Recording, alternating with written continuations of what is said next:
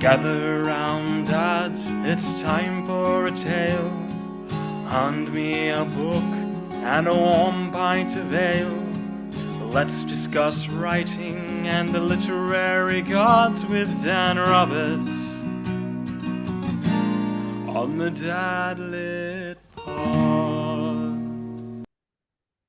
Welcome to the Dadlit Pod, the literary podcast for people who are constantly obsessing about which utopian vision of the future is the good one versus the bad one. And fortunately, we have Travis J.I. Corcoran's book, Red State Mars, to explore one of those positions. Travis had a debut novel, The Powers of the Earth, and its follow up, Causes of Separation, won the Prometheus Award for Best Novel 2 years running. Corcoran is also the author of Red State Mars for ARK Press. He's published many other science fiction novels and is also the author of hugely popular homesteading manual, Escape the City. Corcoran resides with his wife and dogs on a 56-acre farm in New Hampshire where he writes code, raises goats and pigs, and tinkers with cantankerous machines while serving as a Republican member of the New Hampshire House of Representatives. Well, Travis, live free and or die. Welcome to the Dadlit Pod. Thank you. Great to be here. Great intro. Thank you. So I imagine I looked you up hmm and it says that you are an anarcho-capitalist, hmm which Which indicates to me that you probably went to New Hampshire to be part of the Free State Project.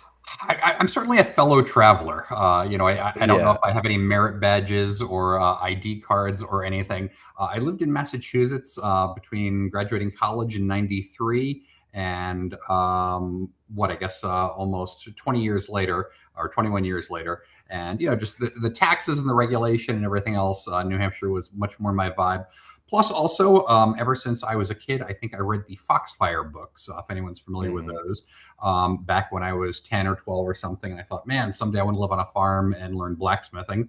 And unbeknownst to me at that time, my wife, who, I was 13, I guess she was, 10 or something, several states away, was also reading the Foxfire books. And she had Hmm. said, someday when I grow up, I want to move to a farm and marry a blacksmith. So at that point we were together and we said, well, I already know blacksmithing. It's time to start shopping for a farm. So that's how we ended up here. So I've never heard of the Foxfire series, Okay, but the Dad Literati is always interested cool. in books that inspire young people to endeavor to do things that are challenging. Well, then Tell I me think about tell the me about the Foxfire books are Foxfires. perfect right up that line. They were written, I think, in the early mid 70s, and there was sort of this hippie back to the land movement. It was associated with a bunch of other things, sort of Woodstock and rock and roll. But at the same time, you've got Stuart Brand publishing the Whole Earth catalog. You've got Steve Jobs and Steve Wozniak out in California building the first Apple computer. And so there was, these days, um, I don't know, the political lines are sort of really drawn crisply, and the two sides are saying, the other side is 100% evil, no exceptions. But back then, there was a lot more nuance, and people could have, one foot in this world. So there was this back to the land movement. Hmm. And people were saying, hey, all sorts of things. Blacksmithing is almost expired. We're almost losing that knowledge. And, manual farming with horses is almost expired. We're losing that knowledge. So there was a young, I think, professor or high school teacher in the Southern Appalachians who said, hey, I'm teaching these young kids about writing. I'm going to give them a writing assignment. Go out and interview your grandfather or your great uncle up in the hollow and ask him about moonshining or, making pine resin and selling it back in the 1920s, all the stuff that we're about to lose. And they did it, and it was a phenomenally interesting project, and he compiled it into a book, and that was the Foxfire book. And then he did it again every year with new kids for 10 or 20 years. So there is this set of books, the Foxfire books, and each one is composed of 20 or 30 like 5-page interviews, but just fascinating stuff. So I recommend them. Hmm. What would you say are the best homesteading, pre not even it's I would say pre-analog uh, books for kids that get them both excited and informed about kind of the technical elements Yeah. of Um, pre-computerized Yeah, I would say models. the Foxfire might very well be it, because it's talking about sort of 1920s. I got into it because at that age I was getting into Boy Scouts, and went to our Hmm. small rural town library and looked for the sort of the hiking and camping section, and there were 3 or 4 books, and I read one book on backpacking and one book on making a canoe or whatever, and that was about it. And then right next to it, under the Library of Congress or Dewey Decimal System, were these. So, I read those when I was 10 or 12 or whatever, and I thought they were amazing. So, yeah, for any dads out there with young boys, I would say Foxfire might be a really good place to start. Yeah. Uh, And and then what also go, else? Oh, yeah, yeah. Keep going. Keep going. okay, What great. else were you read? And also to go sideways, Red State Mars is a science fiction novel from ARK Press, and ARK Press is relatively new, although it's staffed with a bunch of industry veterans who've been doing this for decades. They are also reprinting Hardy Boy books, Hmm. along with their parent publisher Passage. But if you've read Hardy Boys, or you've read some of these other sort of golden age 1930s to 1950s books aimed at young boys, they're great, but they're very much of their era. So you might have the kids tinkering with a Ford Roadster, or calling up the operator on the party line. And so, that's fun, but at this point, it ends up being a little bit historic. And younger kids might say, I can barely understand a story that doesn't have Roblox and Pokemon cards in it. I don't even know what a Ford Roadster is. So, ARK Press has commissioned a new series very much like those, called American Treasure Hunters. And American Treasure Hunters is sort of aspirational for the 13 to 16-year-olds. It is a bunch of 16, 17, and 18-year-old boy friends who have a bunch of skills. Their fathers have very interesting backgrounds, and they've passed these skills on to them. And they, use their talents to investigate true or 80% true, 20% speculative aspects of American history. Hmm. And so that series is just starting to roll out now. I think 3 books are already in print, and they are all by the persona Andrew M. Dare. And so, yeah, I'd recommend dads checking out Passage Press and looking at the American Treasure Hunter books. Yeah, and you have a couple of award-winning novels. Tell me about those. Sure. So my first novel, you mentioned it earlier, is The Powers of the Earth, and it's part of a 2-book series, very tightly coupled with the sequence or the sequel, Causes of Separation. I was a huge fan of Robert Heinlein growing up. The first novel I read, I didn't even know that there was such a thing as fiction. I was in first grade or second grade, and so I was pulling all of these science books off the shelf. And in a different section of the library, I saw this little atom symbol in 1950s, atom going around. And I thought, oh, great, another book about science or chemistry or something. And I pulled it off. And it was this book called The Red Planet. And this is, I have later learned, one of the Heinlein juveniles. And Robert Heinlein in the 50s, 60s, 70s wrote a sequence of 6 or 8 books. And the first one was Rocket Ship Galileo, and it talks about a couple of boys tinkering their backyard with an uncle or a family friend who's an inventor, and they build a rocket ship and they fight some Nazis, etc. And as the sequence goes on, they become a little bit more mature, and they keep moving progressively further out into space and out in time. People know the movie Starship Troopers. Starship Troopers was one of the final, I think, Heinlein juveniles. But anyway, so that's how I got interested in Heinlein. And again, for dads, and I'm pimping everything but my book. That's okay. I love some of these things so much. I'm very eager to share them with people. But Heinlein's, I think his best book was The Moon is a Harsh Mistress. And this Hmm. was set in 2076 or 2176, where the United Nations is using the moon as a penal colony, so much as England was using Australia. And all of these Or people. Georgia. Yes, yeah, absolutely. Yeah. And I think also various places in the Caribbean, dissidents and ne'er-do-wells were getting shipped off.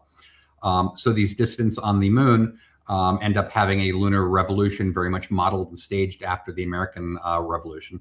So I loved this book. I read it 30 or 40 times when I was a kid. And I always wanted there to be more to the story. And finally, I said, there's only going to be, as an adult, decades later, I said the only way there's going to be more to the story is if I write it. So, I did not write a fanfic sequel to it, but, sort of very broadly inspired by the book. I thought, great, Heinlein wrote this in 1960 or 1970, where they have one big mainframe computer in the lunar colony. We live in a world where we, have insane computing power in the palm of our hands. Let's build a new version of this story with the same themes, but updated and made more complex with a bunch of plot threads. And so it is a revolution by a bunch of people who are not prisoners. They are just escapees. They just want to be free. And they are fighting back against the United Nations that says, hey, we have this centralizing impulse. We need everybody all under one central authority so we can make sure that you're making the right decisions. So that was a novel split into sort of two bindings because it was so big, much like Lord of the Rings was really one big book. It was just broken up for physical printing constraints. And the first book in that series won the Prometheus Award for libertarian science fiction, and the sequel also did. And there's a couple of firsts associated with that. It might be the first time self-published books ever won. It might be the first time the same person won 2 years in a row. I'm not sure, but yeah. So I did that back in 2017 or so, and now it's almost 9 years later, and I took time out to move to a farm and teach myself how to farm and to write some homesteading books. And as you mentioned earlier, run for and get elected to the New Hampshire State House. But it is very much time to get back to writing fiction. And so Tony Daniels of ARK Press reached out to two authors that he knew of. The first was Larry Correia, and the second was me. And that's a heck of a pitch. Hey, we want to market Larry Correia and you. And at that point, you say, okay, I'm not even going to ask about the money. I'm not going to ask about the details. I get to be, in this sort of very elite class next to Larry, who's a great guy. So I think Tony's initial pitch to me was, hey, I read Aristillus. I like it. It's a great book, but it's sort of libertarianish and gray tribe, and there's a bunch of theory in it. It's not a deeply theoretical book, but I could imagine, said Tony, something a little more red tribe, a little more, a few more guns, a few more excitement, move the plot along. And Tony used to work at Baen, which is a big publisher of science fiction. And so Baen is very well known. There's sort of a Baen style of books. And if Baen is on the spine, you think, okay, there are certainly going to be some really good combat scenes. The action is going to move right along. So Tony was basically saying, hey, something in that direction, maybe set on Mars, but could you figure out how to make it patriotic or, a little more American? And I thought about that. And there's an afterword in the book where I explain all of this. And at first I thought, a revolution in space. Heinlein did it. I've already done it. Yet another revolution in space. I'm not sure what I think about that. But then I had a few thoughts that started merging and started making it really interesting. So there is a nonfiction book, came out 10 or 20 years ago, probably more like 20, called Albion's Seed. And Albion's Seed is about 4 different groups of British sub-ethnicities, subcultures, etc. You had Puritans, you had the Cavaliers, you had the Scots-Irish borderers up north, you had the Quakers, who were dissenters against the Church of England. And, there were probably a dozen other subcultures in England, but those 4 are the ones that ended up settling in the US. And they each landed in different areas. So you had the Puritans land in Massachusetts. And if you look at the Puritans back in 1600, they were, surprisingly, given our stereotype of, the word puritanical and everything, but the Puritans were relatively pro-sex. They were, wanted family formation. You could do anything you wanted as long as you showed up at Sunday and listened to the preacher. And the worst thing you could do is not show up at church and not listen to the preacher. And there are so many cultural connections from them right through to the sort of modern progressives of Cambridge, Massachusetts these days. The modern progressives have ditched the original underlying Christianity that brought them there, but all of these sort of tribal folkways they still have. You can do anything you want in Massachusetts as long as Hmm. you celebrate Earth Day and agree on recycling and vote the right way and this and that. And then meanwhile, down south, you had the Tidewater aristocracy, who were the younger sons of British lords who did not have lands to inherit. And what they wanted was just the life that they would have had back in England. They wanted a bunch of servants to do their work. They wanted to have fun and games and horse races. And the Kentucky Derby comes right out of that culture. Sitting around in very nice suits, sipping mint juleps. The Scots Irish were sort of hellraisers from the north. And when they landed on the coast, the Tidewater aristocracy looked at them and said, "We cannot have you within the city limits. Keep moving." And they did. They moved them up into the Appalachians, where there were Indian attacks and there was no good farming land. And so there is a complete cultural continuity from the Scots Irish to the Appalachian, folks living in the Hollow, out to motorcycle gangs in Oklahoma and in LA. And so it's a fascinating book, and you get to really understand America in a way that you didn't before. There's all these fault lines that exist, and they become, they're not. We didn't get fragmented 30 years ago. We have been fragmented for 500, 600 years, longer than America has been around. And so, anyway, that book was really inspiring to me. So I thought, okay, Red State Mars, maybe there is a military conflict against the Chinese set on Mars. But the interesting thing about it is you have these tribes, and they're the exact same tribes that America is made up of. They're related tribes, maybe plucked a little more from the current year. So if you have sort of gray tribe technologists, sort of think Pacific Northwest, working at Facebook or Stripe or something, versus Scots Irish, they were brought across, much the same way. Bringing in some sort of Mexican American culture. How do these various cultures sort of rub up against each other? And so that is in the background. It is not a book where I'm saying now refer to footnote 173. It is an action adventure book about spaceships and laser guns and drones and everything. But in the background, and in the same way that you might read a historical novel, and you could have weird little misunderstandings between Thomas Jefferson and John Adams, and you wouldn't have to understand why that misunderstanding was happening, in terms of their great great grandparents, but it's still there if you want to sort of perceive that.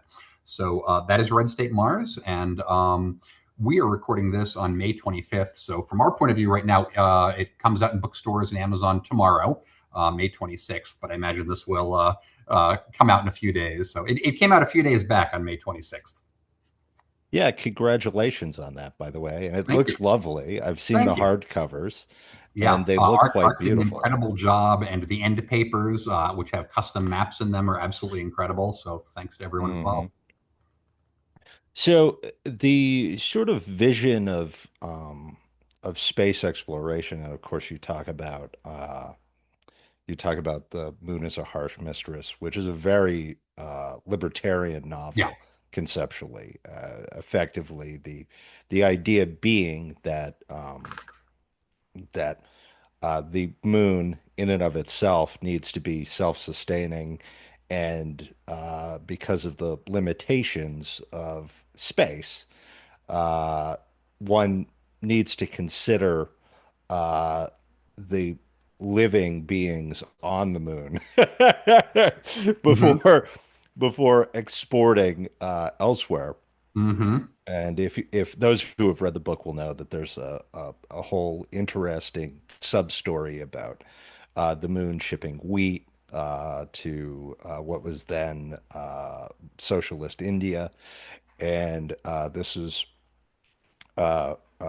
Heinlein's very, very, not even thinly veiled, but very transparent critique of the way in which the United States was distributing grain. And this all predates Norman Borlaug and his innovations, which created the more enduring stock on the wheat shoot. And so it's always interested me that uh, particularly people with libertarian leanings have a real interest in space Mm-hmm. and a real belief that that ideals of individualism can succeed in space.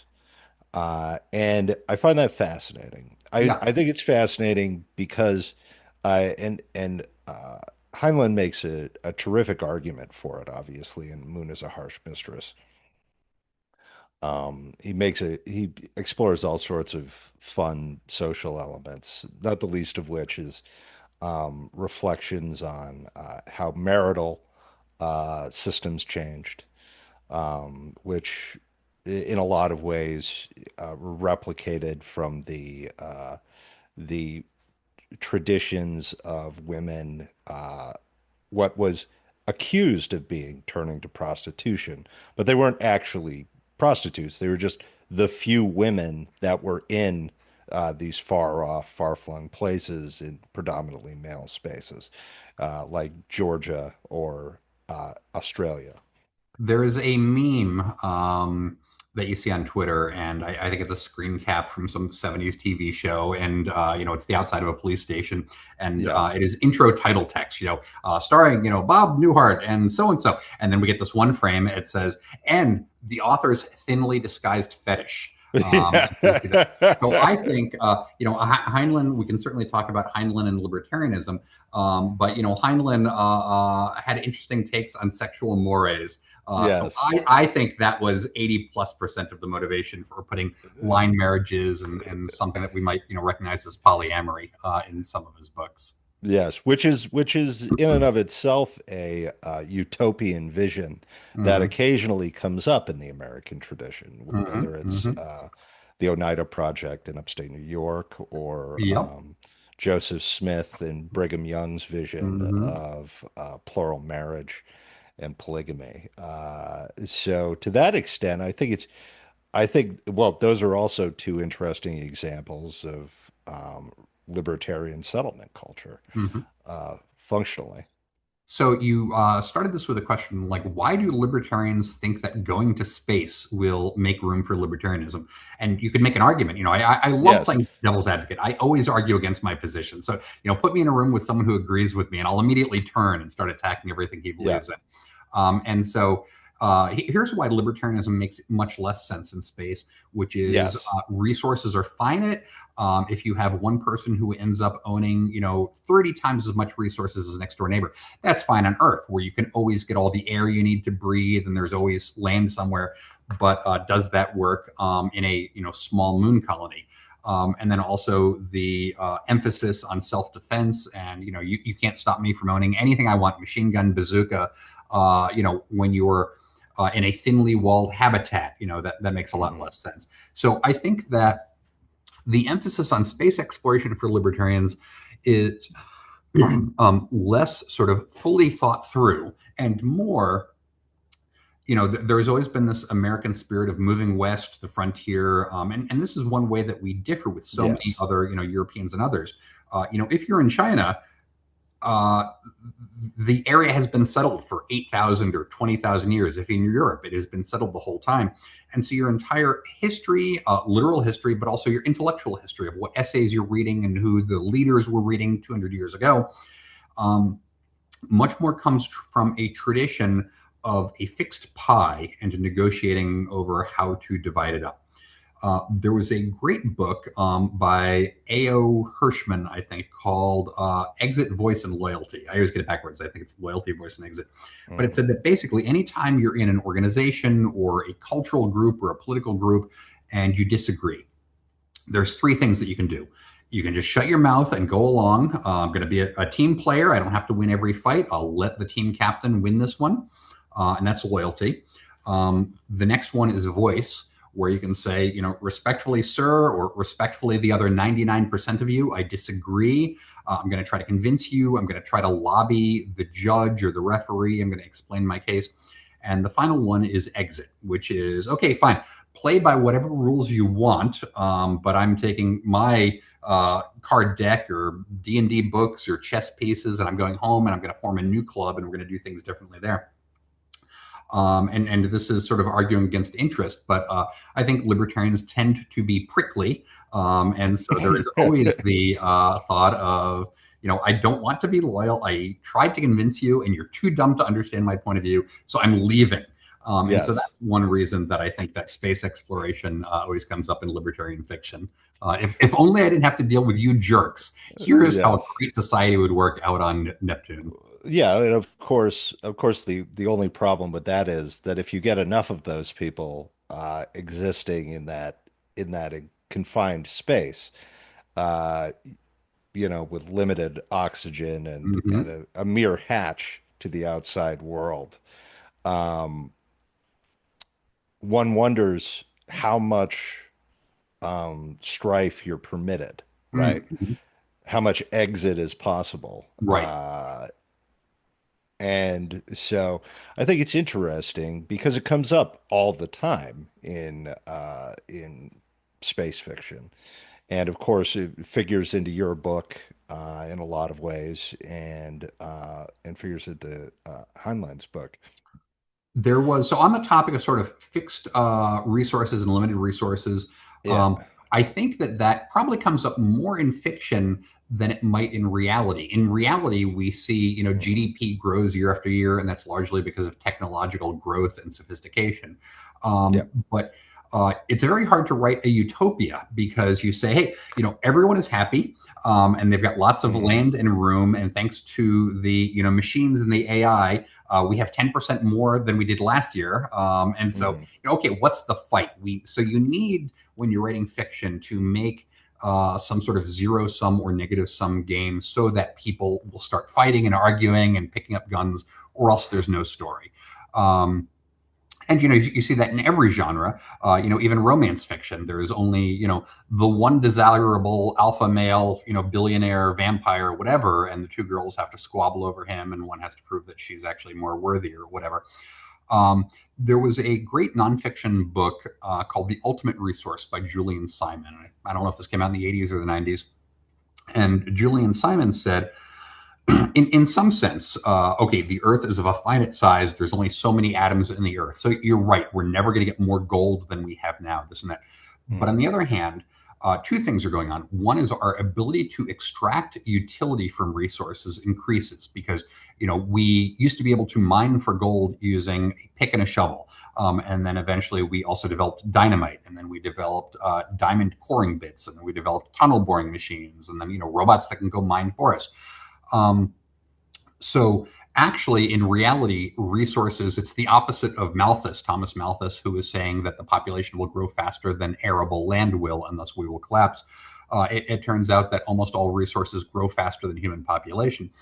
The other thing is that technological progress means that you think you need item X, but you don't really. What you need is some way to achieve your goal. So once upon a time, Hmm.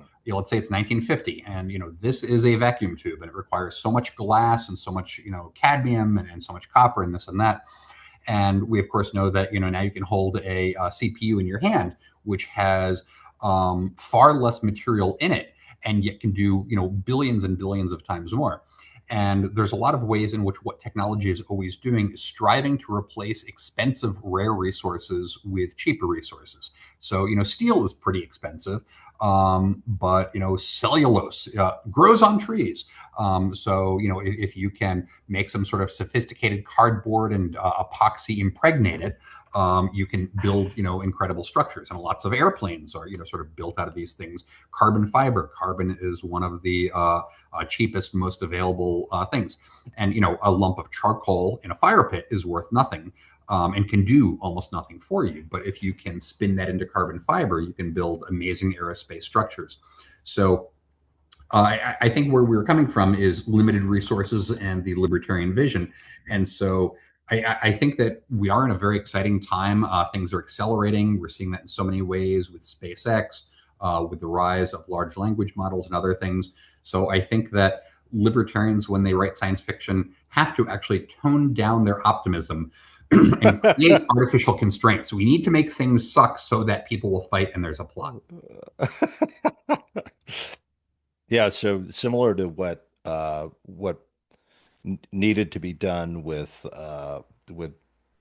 Star Trek after they invented replicators. Mm-hmm. A very convenient device that makes it so that it's very easy And to so Star Trek is fascinating because, yeah, there's yes, replicators. The only thing that's rare is social status. yeah, There can only be one captain per ship, and there can only be one grand admiral for the entire fleet. So people talk about post-scarcity society.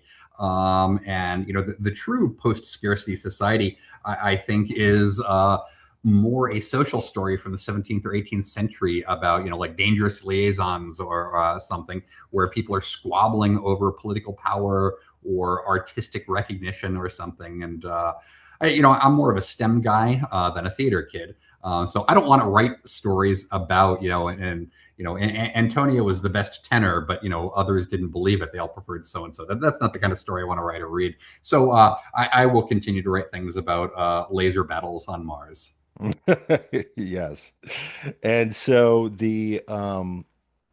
is there further uh, material to come from Red State Mars? Great question. There absolutely is. And so I'll answer that, but with a quick digression. So if I'm setting a story 100 or 150 years on Mars, should we not have, matter replication or 3D printers or whatever? Like, how does the scarcity exist? And Hmm. so one thing that I had in the backstory is, back 100 years ago in the 2050s, there was a fairly devastating World War III, biological, nuclear, et cetera. And originally, when I was writing Red State Mars, one of the two or three editors that I was thrilled to work with, David Afshariad. And David, if you watch this and I get your name wrong, please forgive me. we David's been on the pod. We know him. Okay, great. Yeah. So David was the one who suggested, maybe this is downstream of World War III, and maybe you even give us a few introductory chapters exploring World War III. And I said, oh, that's great. I love it. I've always wanted to write something post-apocalyptic. So I wrote, the first few pages of Red State Mars, which says, this is the tale of things that happened. But it's a guy writing his autobiography, looking back. But the story really started 100 years earlier back in Texas. And then I had, 5 or 10 chapters set in World War III. And then I delivered the book. And David and Tony said, something along the lines of, Travis, we were hoping this would come in at about 400 pages. It is 700. Are you insane? You need to trim this. And they had a great insight, which is that the standalone retrospective, let's think back 100 years to World War III, let's cut that out, and it's great material. Let's do something else with it. Yeah. And I said, okay, I can live with that. I don't want to throw it away, but we'll do something else with it. And so their first thought is, we'll publish it in a different binding. It'll be a little novella. Maybe, it goes with the book, ships at the same time. But then when they looked at the book, they said, hey, this is a good universe. This is really interesting. We want more here.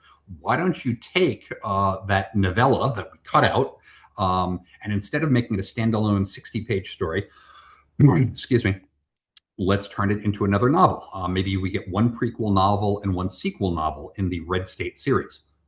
And I said, great, I love this idea. So I went off to do that, and I have been expanding it. And unfortunately, I have failed at expanding a novella into a novel. I have succeeded at expanding it into 2 novels.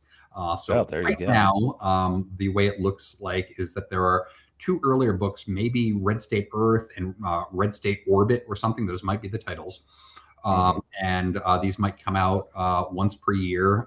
So Red State Mars is coming out in May of 2026. And so we might be looking at May of 2027, et cetera. And this is the story of basically World War III and the people who survive it, which are largely not the city folks, but a bunch of these different tribes in different areas. And their rebuilding, which is not easy, and how they eventually retake space. Mm-hmm.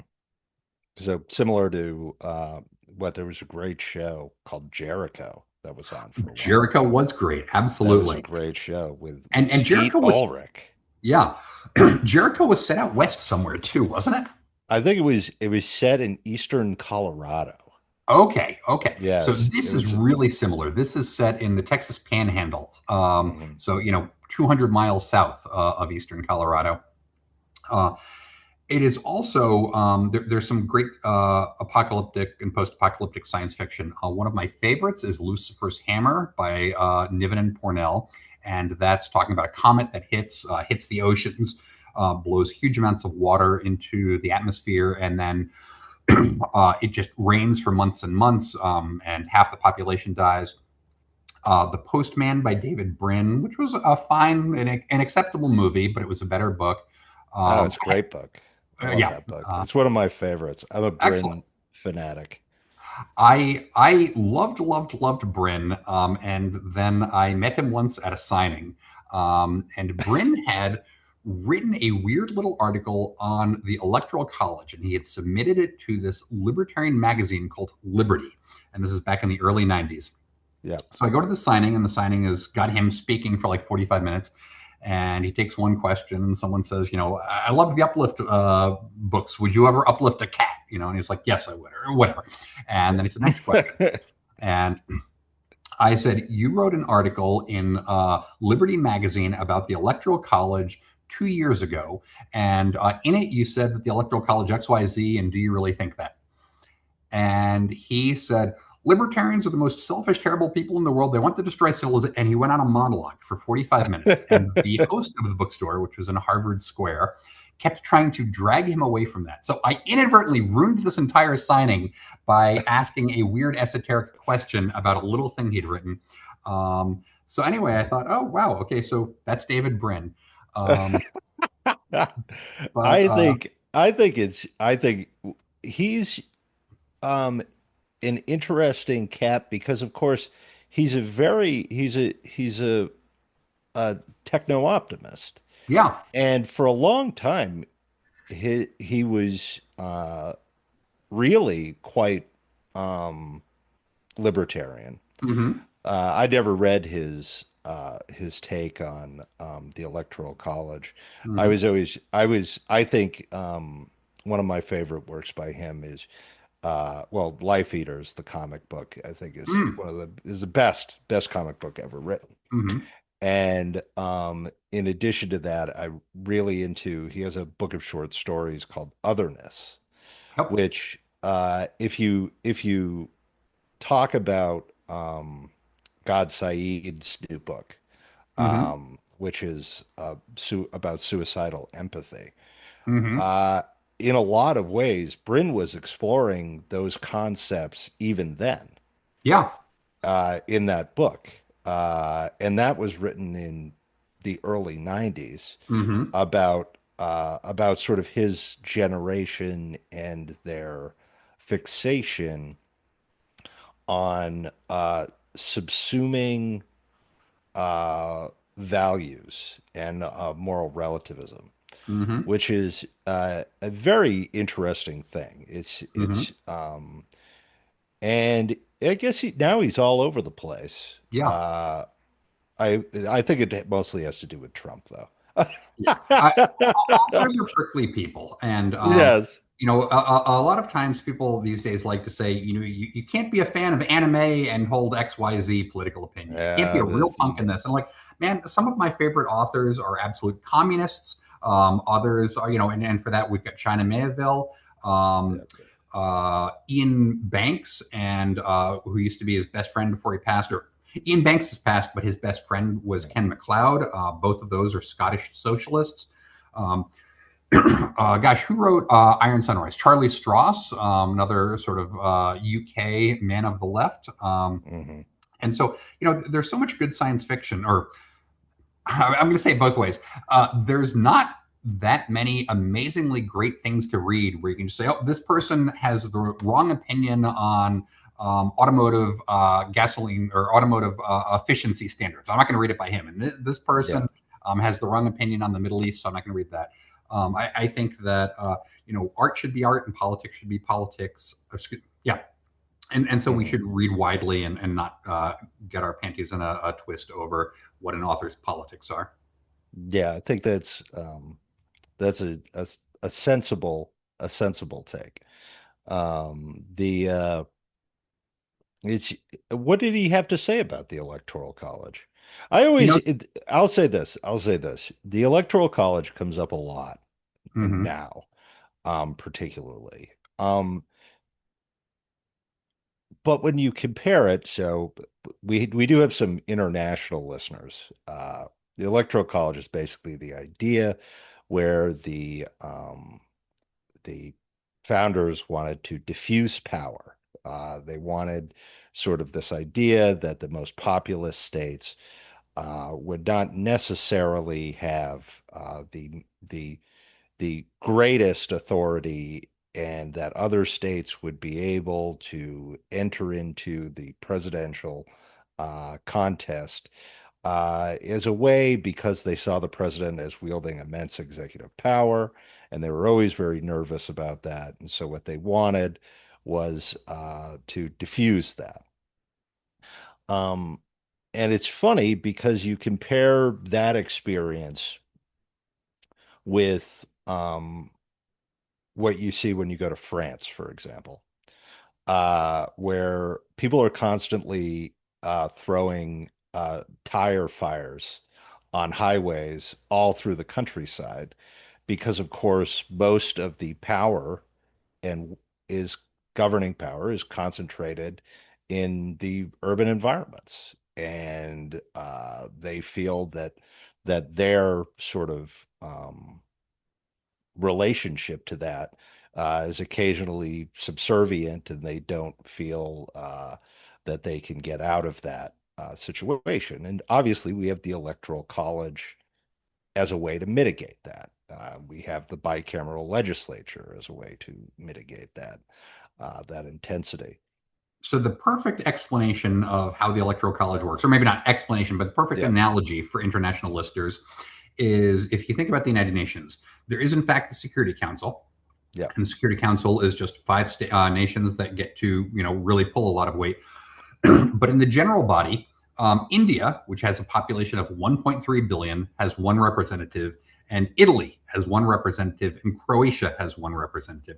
Yes. And if you were trying to build the UN from scratch, or trying to build any organization from scratch, and you went to an Italian and said, hey, we want to build this new thing, and you guys get one vote, and they would immediately ask, how many do the Chinese get? And you'd say, oh, just one. And they're like, oh, okay.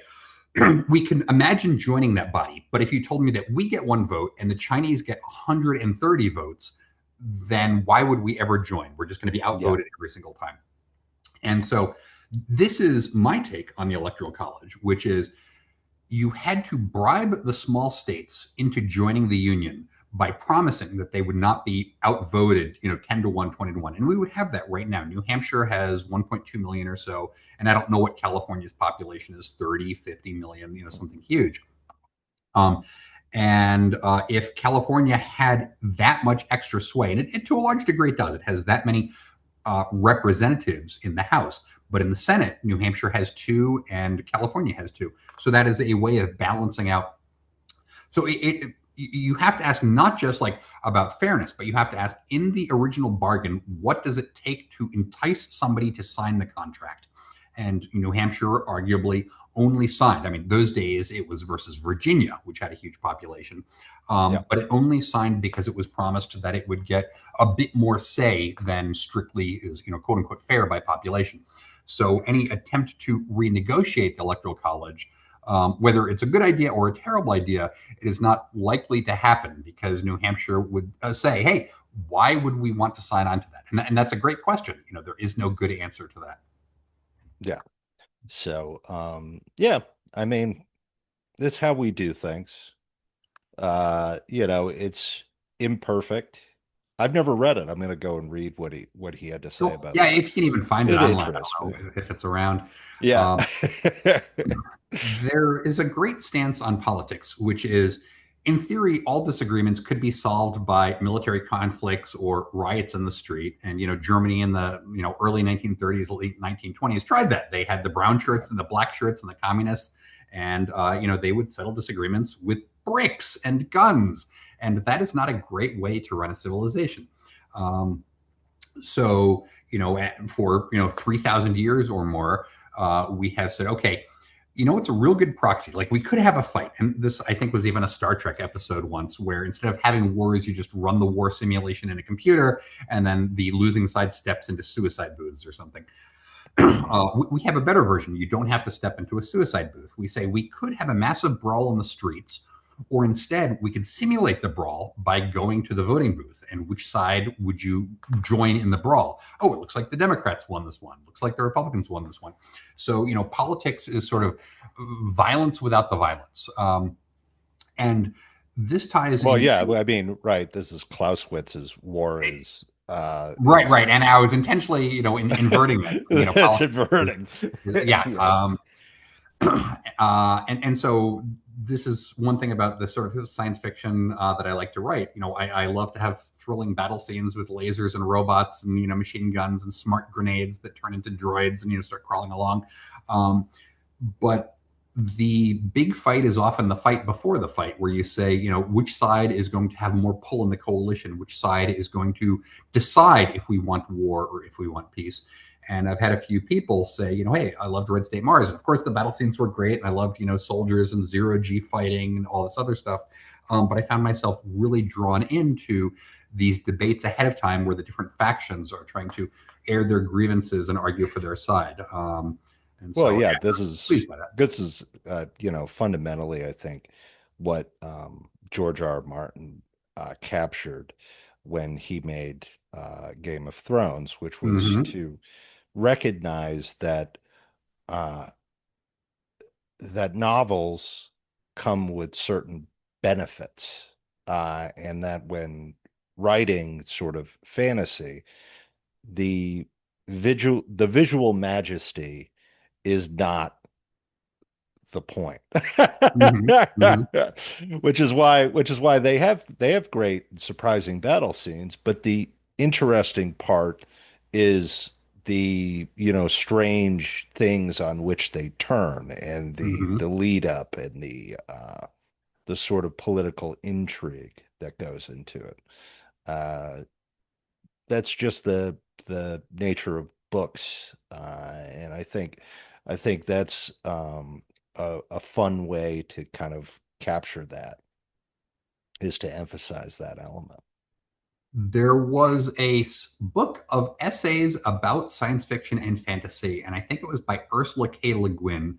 She's the one who wrote the Earthsea books. She wrote Lathe of Heaven, which was a short story that was made into a really great, low budget, but still really great movie on PBS decades ago. And it's now up on YouTube, which is amazing. So you can go and watch it there.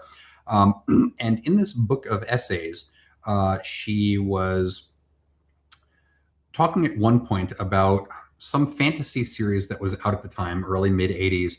And a senator comes out and he's talking to another senator, and he's talking about sort of vote buying and everything. And she was saying, this is a fine scene. You could imagine this in a political book. It might even fit into a science fiction book. But sort of senators casually doing horse trading is missing something of the fantastic element. Mm. And I thought she was right. Now, I think the Game of Thrones, the politics was more fitting. It was Machiavellian, it was scheming, etc. And so I think that was a really good and exciting part of that series. And I think that's what a lot of people liked about the series. Yeah, yeah. Well, we're getting to the end of the episode. Pitch Red State Mars to the Okay. dad literati. Uh, um, Red State Mars is a frontier classic. It's almost a veiled mini history of the Republic of Texas, but it's not slavish. It's not beat for beat. It is got a bunch of interesting characters, flying spaceships, and engaging in infantry battles in zero G. And there's cool weapons and lots of robots and spacesuits and space armor. But it is also sort of a family saga and a exploration of different subcultures, rubbing up against along each other, sort of accidentally throwing elbows, and trying to figure out how they get along in order to survive and thrive on the frontier. well, terrific. Well, thank you. Travis, is it, do you put J.I. on the cover too? I think so. Yes. Yeah. Yes. James Ignatius, Okay. confirmation name in there. Yes. So go check out Red State Mars from ARK Press by Travis J.I. Corcoran, and check out his other books too. He's got quite a lot, including his award-winning series about revolutions on the moon and in And the space. homesteading stuff, Escape the City, which you might like. Yes. Well, thank you very much, Travis. My pleasure. Thanks for having me, Daniel. This was great. Yep. Thank you. And this has been an episode of the Davlit Pod. Thanks for everyone coming out. Our time together has come to an end. It's time to return to your wife, kids, and friends. It's time to pick up those books you forgot while you wait for the next Dadlit Pod.